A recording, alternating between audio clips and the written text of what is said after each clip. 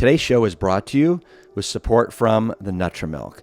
We just finished our Camp Plan Stock weekend, and folks were going nuts over the Nutramilk. The Nutramilk team had displays running during our oatmeal buffets each morning so that guests could hose down their bowls with fresh almond milk and fresh oat milk. It was wildly popular. And more than anything, people were blown away by how quiet these powerful blenders are. Despite running 3 machines in the dining room, no one could hear them. They're like silent. And that's pretty darn remarkable. If you'd like to make your own plant milk at home, again, I can't recommend the Nutramilk enough. Take $50 off and enjoy free shipping with the code PLANTSTRONG. Visit thenutramilk.com.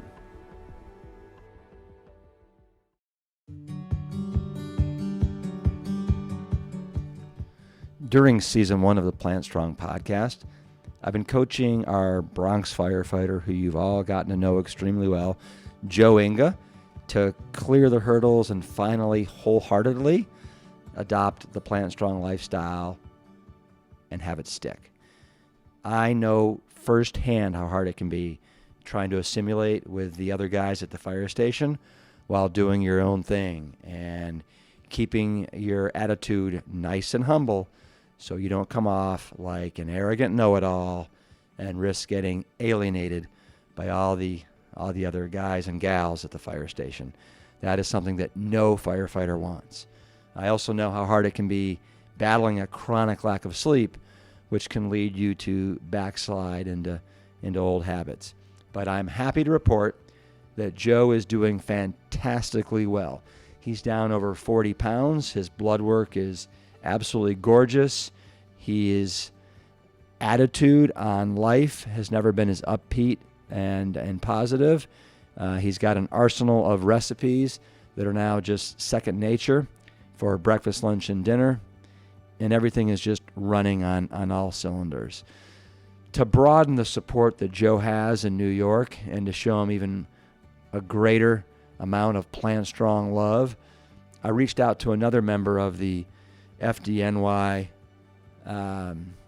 who has adopted the lifestyle and proven that this can be done. And it can be done well, and it can be done for a long period of time. Today's conversation is with firefighter Kevin Duffy. He was recently awarded the 2019 Sexiest Vegan title. Pretty cool title. He was also featured about 1.5 years, 2 years ago in a New York Times article entitled 2 Ironmen, a Garage, and a Vegan Agenda. He's an incredible athlete who gets up at 4 a.m. for training runs, rides, swims, before heading to the station. He works in Yonkers at one of the busiest fire stations in all of New York City.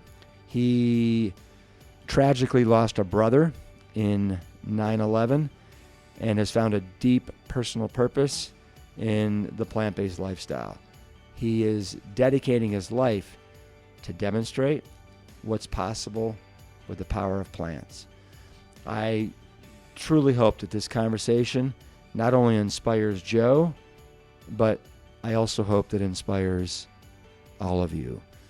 Let's get after it. Welcome to Plant Strong. I am here with Kevin Duffy. And Kevin, you are a firefighting brother, but you're not only a firefighting brother, you are a Plant Strong firefighting brother. And you work at what fire station in New York City? I work at Station 3 in Yonkers, New York, just outside Manhattan. All right. And how long have you been a firefighter? I've been a fireman for 7.5 years. It'll be 8 in June. That's okay. So that's actually not too long. I mean, you're kind of, in some ways, you're still kind of green, aren't you? A little bit.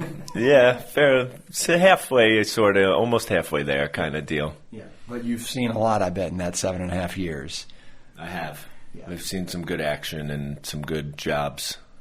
in my time so far. So what inspired you to become a firefighter 7.5 years ago? A friend of mine who works on FDNY had approached me to take the test up in Yonkers, where we're from.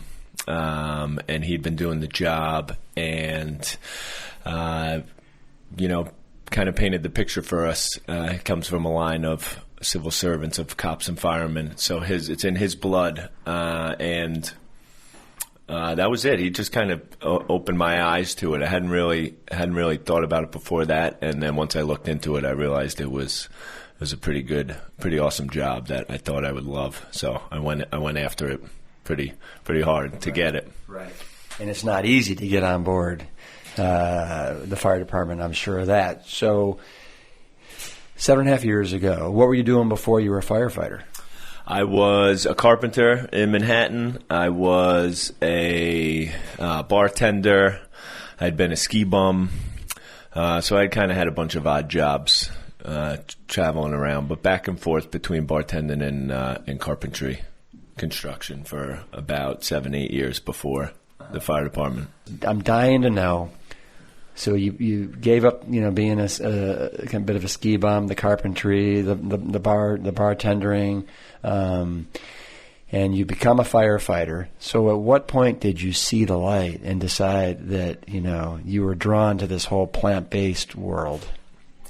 It was in 2013. A buddy of mine we started training for Ironman races, and he'd done a few.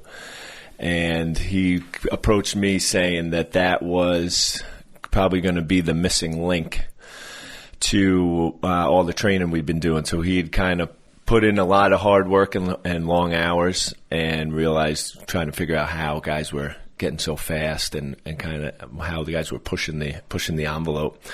And that was when he stumbled upon a couple of athletes who had switched over and had some good success with it. So we dove all in and gave it a whirl. And was this guy a firefighter or no? No, he's a friend from growing up. So he's actually works in Manhattan in finance, but was big into. We got into triathlon together probably about 10 years ago, and he kept furthering the distances, half and then full, and I was about a year or two behind him, and he opened my eyes to the plant-based movement, to being plant strong.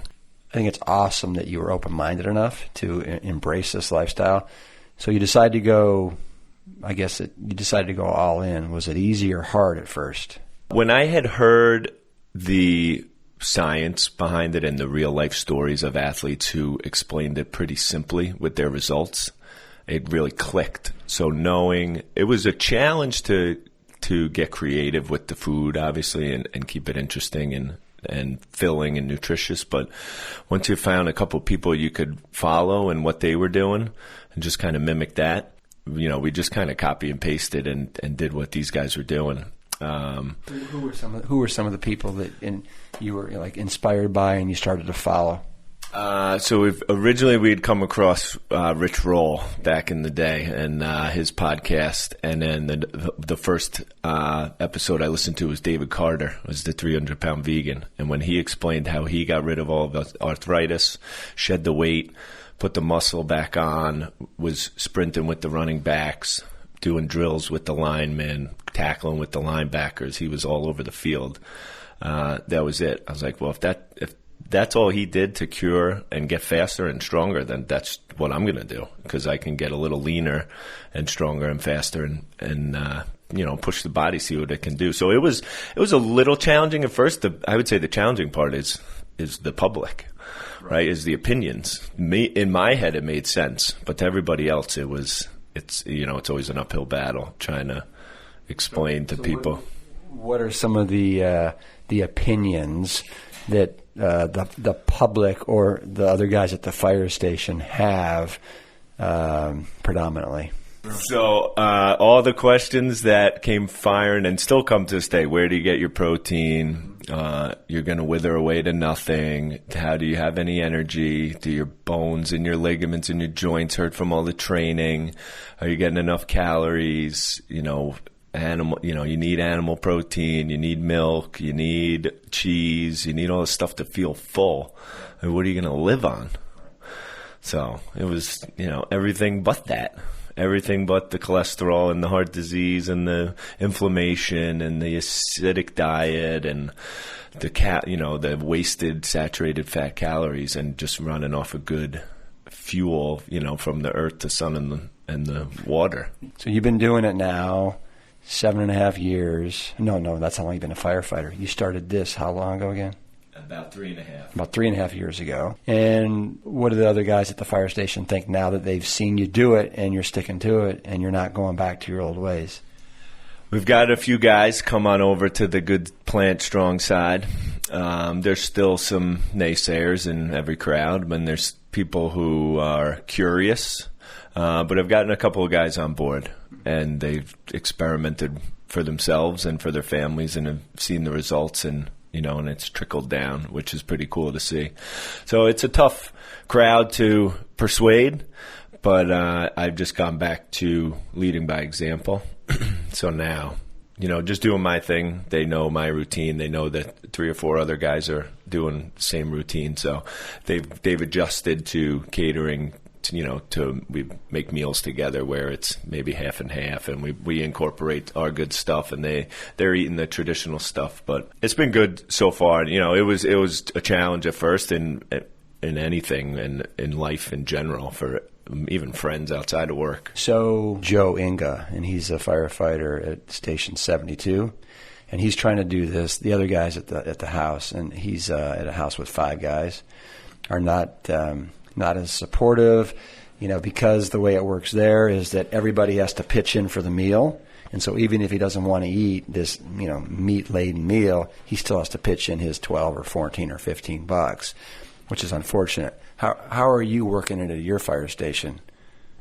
So we usually do, guys will ask kind of what we want, what we're going to cook, and then what they're going to cook. So we kind of do a lot of a la carte stuff now, where we'll do tacos or burritos or fajitas, and you'll get the beans, the rice, and the peppers and onions and guac and the pico, and then those guys will grill chicken on the side or steak. But it's all encompassing, and we'll all contribute as long as, I'll usually have some sort of dish that I'm going to provide, whether it's a stir fry or a salad or quinoa or roasted veggies and stuff like that. So I always tell people I'm going to eat all the sides, so I'm going to make a lot of sides, and you guys can stick to the traditional, meat, the meal that they think is the most important part. But really, I'm just kind of dancing around the outside. So we have the same issues too, where we're all laying out the same. We whack it up, as we call it. WAC is we all contribute, so we whack up the meals and divide it evenly, and whatever you eat. But I always make sure there's some good stuff on the plate. So like yesterday I was at work, and we ordered pizzas because we were out all day. We were out on a gas leak and a transformer fire and medical calls, stuck elevators, and we didn't have time to stop and cook or shop or anything, so we just got pizzas on the fly, and we got 2 arugula pies. Yeah, so it's tomato or red onion, arugula, nice, salad pizza as it's called. But they make a good one down by us, the one shop. So we ordered 2 of those, and then there was all the others to play. What's the name of that shop? That's A&V Pizza in Yonkers is pretty good. That's our go-to spot for an arugula pie. So how many guys are at your station, and how many of them are now kind of following the Plant Strong lead? So I'm on an engine company. We have a ladder truck with a tower ladder with us, and we got the chief riding with us too. So there's 10 guys in my house on a tour, and there's about 40 plus that rotate through weekly. And I have about 4 guys also on board with me, 3 or 4 guys that are all in. So there are a lot of guys kind of experimenting and watching what they're eating, kind of starting with cutting out cheese or maybe a little less meat. But I got 4 out of maybe 40 plus. So I would imagine you're probably the most fit of all of them. Is that fair to say? Yeah. You can be modest, but yes. Yeah, I would say that's a fair statement. Right. I mean, so when that's the case, when you're the fittest, and you're eating this way, it's hard for them to knock you. I mean, they can make all the fun they want of you, but deep inside they probably know you're doing the right thing. Right. Yeah, I think they're all aware of that. I did 1 Ironman on a Western diet, and then I improved my time by over an hour on a plant-based diet. So they watched that happen. A couple marathons. I'm training for a 50-miler in May, 100% plant-based. Yeah. So that, it's just those little actions that are big actions, really, that are kind of just lead by example, as I said. And You're now you're lighter, you're leaner, you're stronger, you recover better. You're eating the most anti-inflammatory, right, diet that's out there. And for yourself, that's exercising as much as you do. You're generating a fair amount of oxidative stress and building up free radicals, and so we all know the best way to mitigate that, right? All the rust that you're kind of developing is just by slamming those fruits, the vegetables, the whole grains, and the beans. And anyway, you're doing it all right. I mean, I just want to take my hat off to you, or take my helmet off to you, and give you a big old plant strong hug. Anybody can do this. It's not hard, right? It's cheap and it's easy and it's good for you. Yeah. So I mean, all these objections that people have, right? It's too expensive. It's too time consuming. It doesn't taste good. It doesn't fill you up. I mean, every one of those. It's amazing how we come up with excuses for why we can't do this. But you're living proof, right? That all those are just excuses. So let me just ask you then. So what would you say to somebody that says it's too time consuming? Well, everybody cooks food, right? You eat every day. It's a matter of your choice. You choose one way or the other, right? So the end of your fork is going to help you or hurt you. That's a choice. What would you say to somebody that says that it's too expensive to eat this way? I would say live off of rice and beans and avocados for a month and see how you feel. Peasant food, right? That's super cheap. What would you say to somebody that says that it doesn't taste good? Well, use spices, right? Spices are flavor. I think people are confused with fried food and heavy, greasy, oily, cheesy. Once your taste buds change and your stomach changes and your body changes, you crave the good foods, as you know, and you got to just get a little creative. The internet is full of amazing recipes, your cookbooks, and there's plenty of people out there with, healthy, delicious food. What would you say to somebody that says that it doesn't fill you up? I can't get full, Kevin, on twigs and berries and rabbit food. Come on, I mean, this stuff that you're eating, this is what food, real food eats. What would you say? Yeah, I get that a lot. I eat what everyone else's food eats, right? I probably consume close to 3,000 plus calories a day training now for the 50-miler. Just eat more of it. If you're not full, eat it again. That's what I tell people. I think the portions are too small for what they're considering to be good food. So get rid of that 16-ounce steak and try and eat 16 to 20 to 30 ounces of broccoli. That'll fill you up, right? I always tell people, if you're not getting full, you need to eat more of the starchy veggies. You need to do more of the beans, more of the rice, more of the potatoes, right? That they're a little bit more calorie dense and really fill you up. I mean, as you probably know, one of the most satiating foods on the planet are potatoes, right? Have 3 sweet potatoes. Go ahead. Knock yourself out, right? Have 2 pounds of broccoli that are seasoned just right? Blackened broccoli with some chili flakes, a little bit of salt and pepper. Oh man. What would you say to somebody that says, Kevin, real men don't eat plants, they eat meat? I would say do 5 Ironmans, 5 marathons, and 8 half Ironmans, and train for a 50-miler. Not that I've done probably 80% of those plant-based. Work a 24-hour shift in a firehouse. What else? Travel the world, surf, scuba dive, ski, bike, swim, bike, run till you fall down, all on plants. And I don't know many guys that have checked a lot of those boxes. So, how old are you? I'm 37. Are you married, single? What's your status? I am single, not married. I live up in Yonkers, which is just north of the Bronx here, and you're about 6'2.5", 6'3". You're lean. You're mean. I mean, come on, man. And you're plant-based, right? What woman wouldn't want you? Yeah, life is good. I can't complain. That's awesome. So I just haven't settled down yet, but having a lot of fun in life and enjoying life, being happy and healthy, and helping other people live to the max. I know when I was a firefighter, 80% of our call volume were medical calls, right? Diabetic emergencies, difficulty breathing, chest pain, every once in a while, heart attack. What's it like for you at Yonkers? Yonkers is pretty similar. I think our call volume is probably 70-80% medical runs. And that was a big thing when I switched what I was eating. And then when I would go on the calls, once that light bulb went off, and you see how people live, and it's sad that people don't have the education. They have access to the food, they're just not buying it.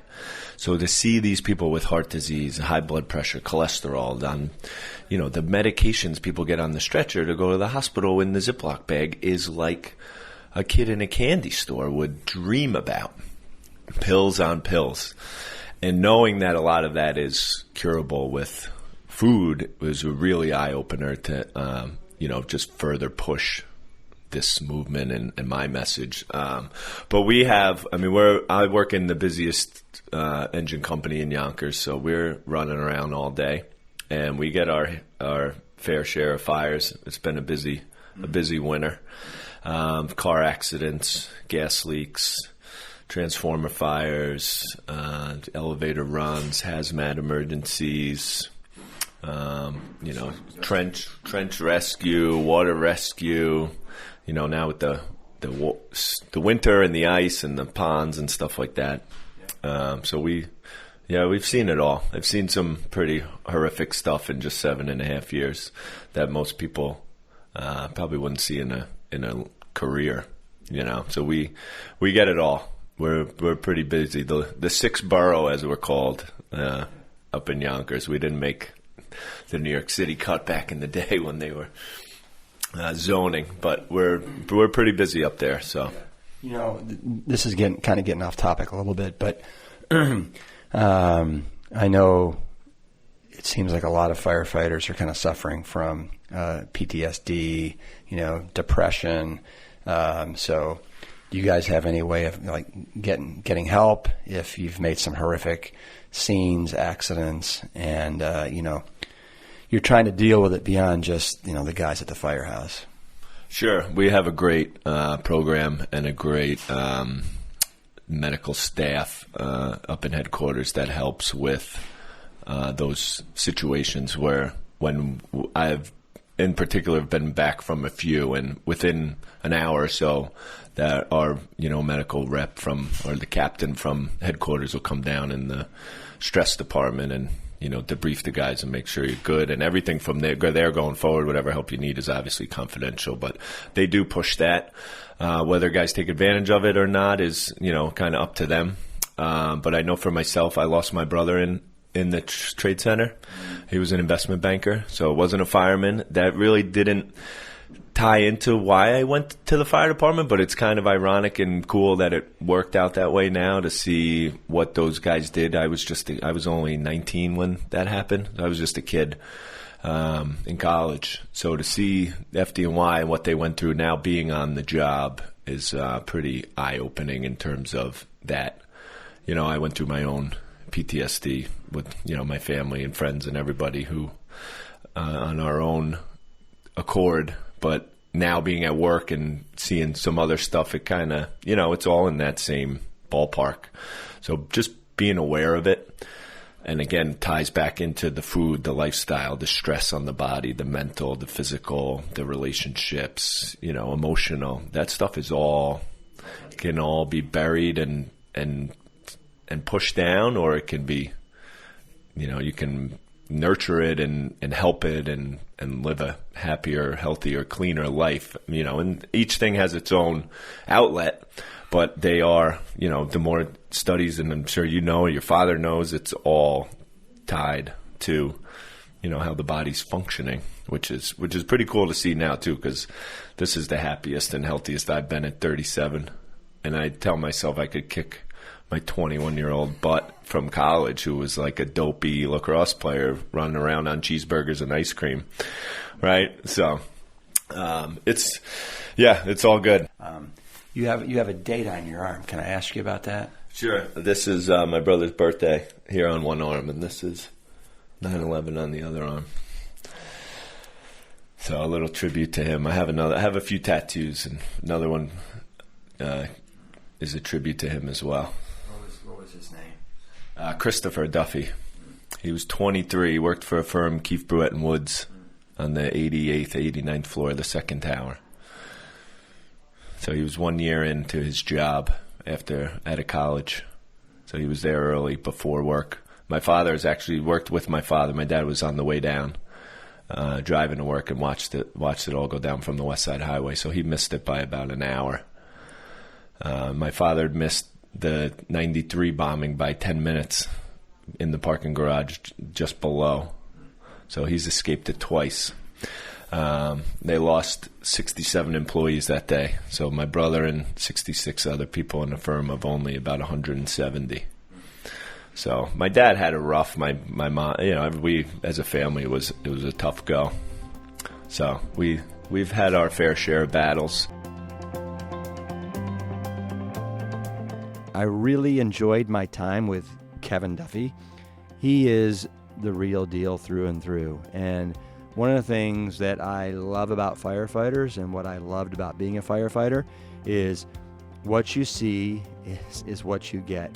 Firefighters, there's no pretense whatsoever. Anyway, they're a special breed of people. But I have been giving a lot of thought to Kevin and his family and the devastating loss that they all suffered on, that fateful day on 9/11. And Kevin, he is a shining example of how it's possible to go plant strong, just like we've asked Joe to do. And despite the crazy schedule and the pressure that he's getting from the guys, Kevin is absolutely crushing it. And, his athleticism makes it hard to dispute that it's working for him in spades. As Kevin mentioned about how in the very, very beginning it can be hard to find food you like that keeps you satisfied, it's because of that challenge that we created the Engine 2 Meal Planner. It takes all the guesswork out of finding delicious meals that you can prepare in minutes, and the recipes are customized to your personal likes and dislikes. We want you to hit the ground running with this lifestyle, with hundreds of recipes at your fingertips and a friendly staff on call to answer any of your questions. If this sounds like something you need, we have you covered. It's just $1.90 a week when you sign up for the year. Visit engine2.com and then click on Meal Planner. You can save $10 off the annual plan with the code PLANSTRONG. Each and every day, firefighters put themselves on the front lines to rescue whoever happens to be on the other end of that 911 emergency phone call. Sometimes from the absolutely unthinkable, and other times from lifestyle-related symptoms that we know could be 100% avoided. This is why it is my life's mission to support our neighborhood heroes and arm them with the tools and resources so that they can rescue themselves from the number one cause of in-the-line-of-duty death for firefighters, which is heart attacks, and to make them heart attack proof. These men and these women, they need to perform at their absolute best day in and day out. I mean, when we make that 911 emergency phone call, we expect a Superman or Superwoman, right, to come rescue us, because our lives may someday, unfortunately, depend on theirs. As you'll see next month with the one-day global theatrical release of the Game Changers film on September 16th, we took a whole group of FDNY, that stands for Fire Department New York, and we put them on the Engine 2 7-Day Rescue Challenge. You won't believe what happens in just 7 days for these guys and gals. So be sure to go to thegamechangersmovie.com and get your tickets today. We will have much more to follow on that very soon. Next up, we are headed to the Esselstyn family farm in Upper State New York to share a bountiful Plant Strong weekend with all kinds of delicious food and athletic competition. I'm going to be sharing this with my parents, with my wife and kids, with my 2 brothers and their families, and my sister and her family, and of course, the star of the weekend and the star of the first season of the Plant Strong podcast, Joe Inga and his family. And we are going to have probably 25 to 30 of us toeing the starting line for this triathlon together.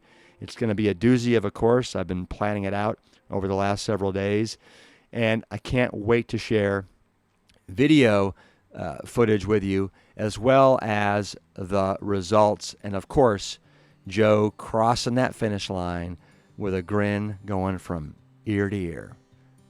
Okay, until then, as always, keep it Plant Strong.